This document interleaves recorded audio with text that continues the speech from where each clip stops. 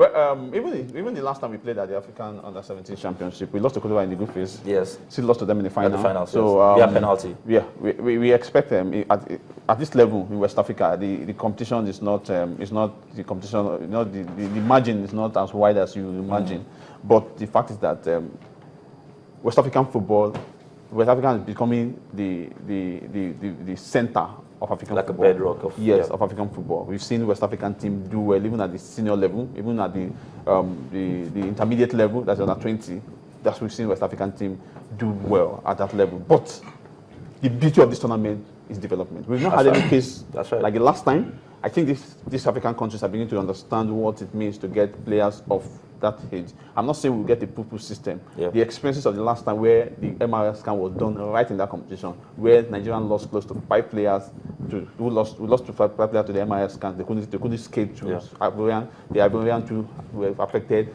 Some other countries were affected. So this time we've not had that. Maybe because these countries know what's at stake and they have to do their homework and ensure that they go there with a near clean team. But I think this level, we must understand that the purpose of this competition, first by FIFA, is for countries like Nigeria who don't have talent to develop your players at this level. That's what I've seen with Niger team. We're doing good. However, Nigeria will be refereeing a game today, Ferdinand. It's a good one. I mean, just recently, Taja Aziz became the president of NRA, and I mean, this will probably be the first time. I mean, I must give kudos to what if a man deserves kudos. Now, quickly, having said that, let's talk about the under-23 side. They also played the first game against Gabon for the qualifiers of the All-African Games. They played Gabon yesterday. The game ended 4-1 in favor of the under-23 side. Larry Pinel saw the game. You want to take us through it?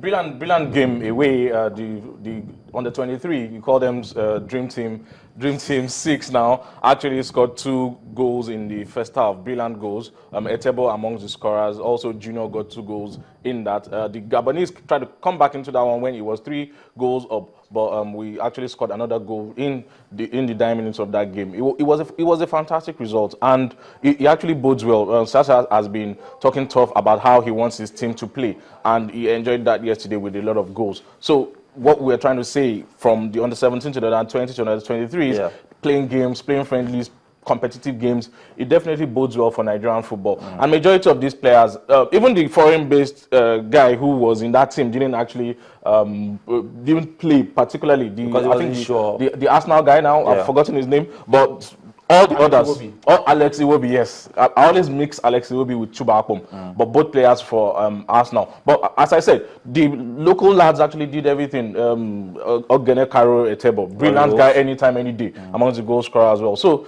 it's a good one for the under-23. So the guys from the 3 different leagues in the NNL, the MPFL actually got the goals. Eyimba, Warri Wolves, getting the goals. And 3SC. That's Junior. All right, having said that, guys, let's talk about the games that were played at the English Premier League as we begin to round off the segment. We'll take you through the scorelines of the games that were played. So many games actually took place yesterday. Top of the list was Aston Villa losing 1 goal to 2 to Stoke City.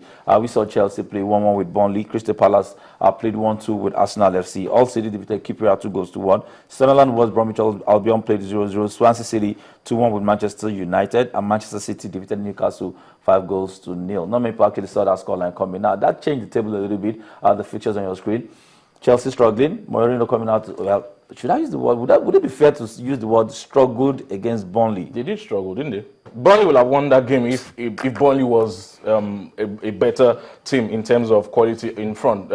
Immediately Chelsea went 1 man down. Matic was ridiculous yesterday. You don't do that. Yes, we admit that tackle is supposed to earn the other player a red card and like 20 match ban, because that is a ridiculous tackle, an atrocious tackle. But having said that, you don't throw caution to the wind and retaliate, and that was exactly why Jose Mourinho should be angry with Matic. He could have lost the whole 3 points, but he gained 1 in my own opinion. Burnley actually even tried to get back into that game and even go ahead to win. But having said that, I thought Chelsea were denied 1 or 2 penalties, which you will have considered that they were subbed. But I always say it again, if Chelsea players over time like Diego Costa and Ivanovic prove to be diving, it will leave it will leave question marks in the minds of the referee that, oh, if I'm not sure, I don't give it because I know what usually happens in Chelsea games. So it calls to question the refereeing. But in other games, brilliant result for Man City, brilliant result for Arsenal. Manchester United, we didn't see that coming. I was going to talk about Manchester United. Nodio Conte has something to say about Manchester United. I mean, they struggled. They got the first goal that lasted probably less than 10 minutes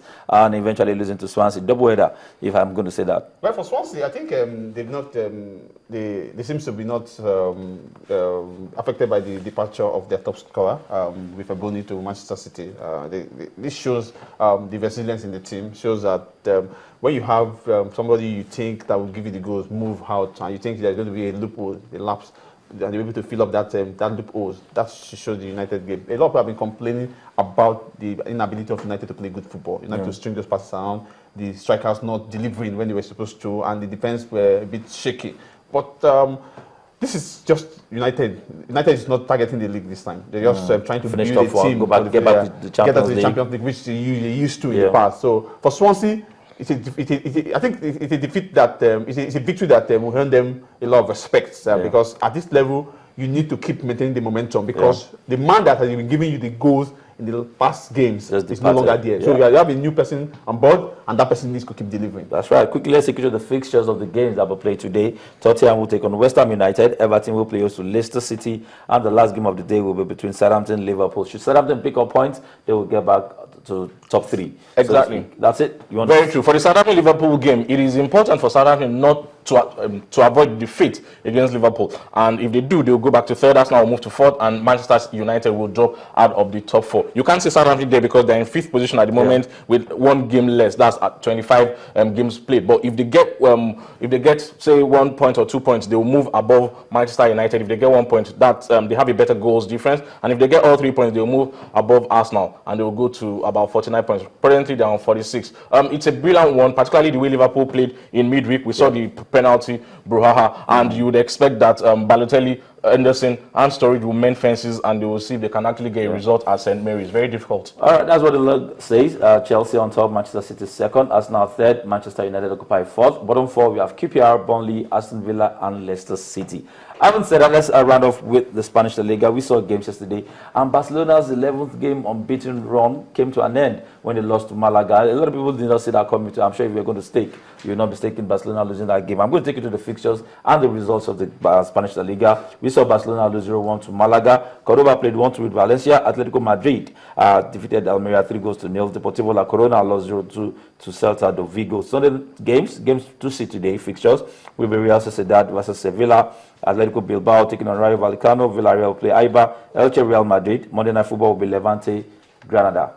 Guys, I mean, it looks like Barcelona probably will struggle this season. I think I'd like to see Monday Night Football. The Nigerian interest in it. Kaluchi, who moved on to Levante from Asia. And of course, we have a young Nigerian, brilliant Nigerian in Granada, Isaac Success. I think I want to see that game. If they are listed in that game, I'd rather watch that game than watching that game. All right, as the log stands, if I can take a look at the log as we round off, it will be Real Madrid on top with 57 points, a game in hand. Barcelona 2nd with 56 points. Atletico Madrid 3rd with 53 points. Bottom 3, we have Granada, Levante, and Cordoba. Remember, there will be Champions League action to look forward to this coming week, Tuesday and Wednesday. Champions League will resume, and we'll see Juventus taking on Borussia Dortmund, Man City taking on Barcelona, Arsenal taking on Monaco, and Bayern Leverkusen will play host to Atletico Madrid. That's all time permitting us to take on the segment. But guys, before we leave, we didn't say anything about Stephen Keshi. You said he's in Benin. Some people think he's in Burkina Faso. But he's been shortlisted among the 3 coaches for the job, and we just hope that it's not I don't know what the NFF will do. If he's listed as the coach of Burkina Faso, I don't know what the NFF will do.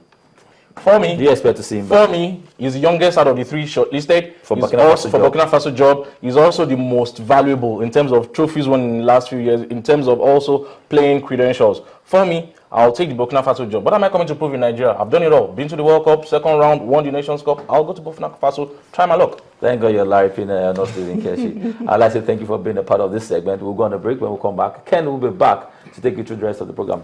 Let's do this job again. See you next week.